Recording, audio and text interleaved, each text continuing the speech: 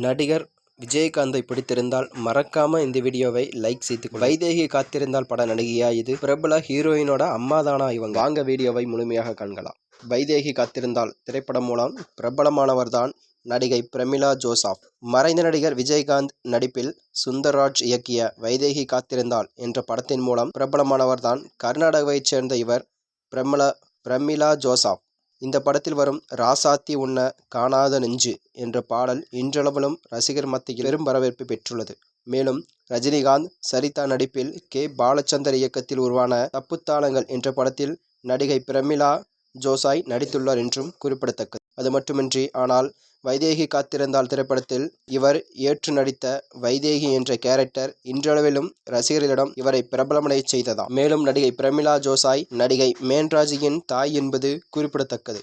மேக்னா ராஜ், பிரமிளா ஜோசாய் இருவரும் தமிழ் மற்றும் கன்னட படங்களில் நடித்துள்ளனர். மேலும் இவர்களது புகைப்படமானது இணையதளத்தில் பெரும் வைரலாகி வருகிறது. மேலும் இதுபோன்ற வீடியோக்களை தெரிந்து கொள்ள நமது சேனலை சப்ஸ்கிரைப் செய்து கொள்ளவும். நன்றி, வணக்கம்.